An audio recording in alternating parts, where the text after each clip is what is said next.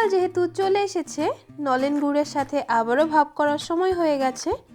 বাজারে এখন নলেন গুড়ের ছড়াছড়ি, তাই ভাবলাম শীতের সকালটা যদি নলেন গুড়ের পায়েস দিয়ে শুরু করা যেত তাহলে কেমন হয়।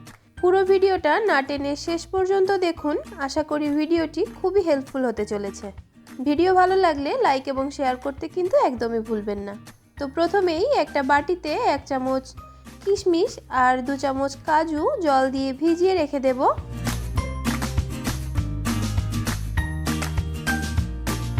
আরেকটা বাটিতে 50 গ্রাম গোবিন্দভোগ চাল নিয়ে নিয়েছি। চালটাকে জল দিয়ে ভালো করে দুবার জল পাল্টে পাল্টে ধুয়ে রেখে দেব।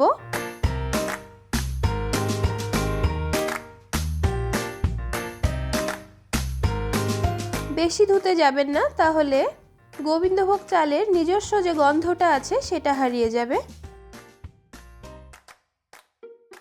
এদিকে আমি 150 গ্রামের দুটো গুড় নিয়ে নিয়েছি।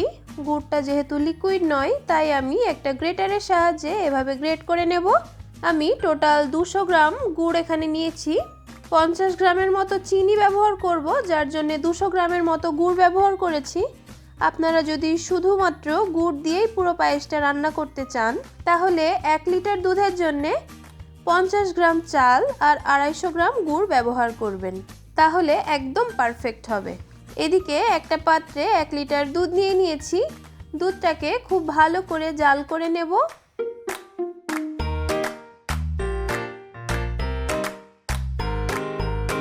ভালোভাবে ফুটে ওঠার পর একটা বাটিতে কিছুটা দুধ তুলে রাখবো। এই ধরুন 2 থেকে 3 হাতা মতো।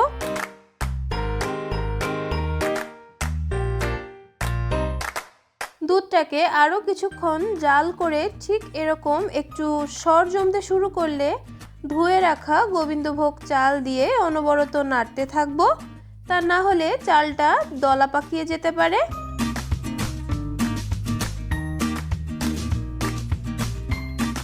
নাড়তে নাড়তে দুধটা অনেকটাই ঘন হয়ে আসবে। চালটা ফুটতে থাক। এদিকে যে দুধটা তুলে রেখেছিলাম তার মধ্যে 10 টাকার 1 প্যাকেট আমুল গুঁড়ো দুধ দিয়ে খুব ভালো করে মিশিয়ে রেখে দেব।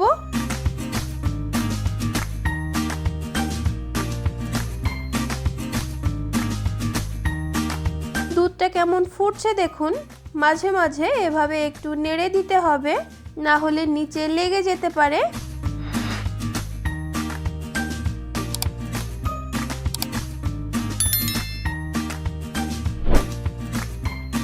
এবার সামান্য নুন দিয়ে দেব। তবে যদি আপনারা ভগবানের ভোগ লাগান, তাহলে এখানে কোনোভাবেই নুনটা ব্যবহার করবেন না।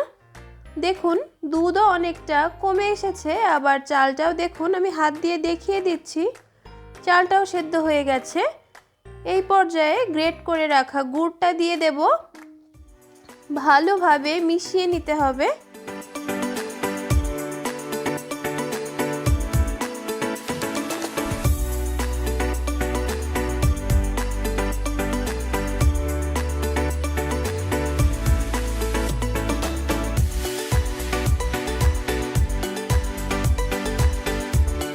ভালোভাবে মিশিয়ে নেওয়া হয়ে গেলে 50 গ্রামের মতো চিনি অ্যাড করব।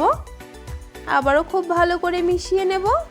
চিনি আর গুড় মেল্ট হয়ে যাওয়ার পর অনেকটাই পাতলা হয়ে যাবে।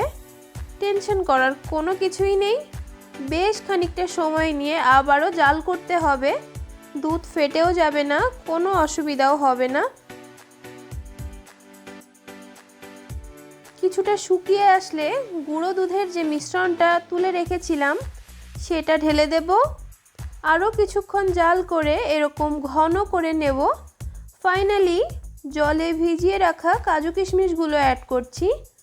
একটু ফুটিয়ে নিয়েই ওভেনটা বন্ধ করে দেব।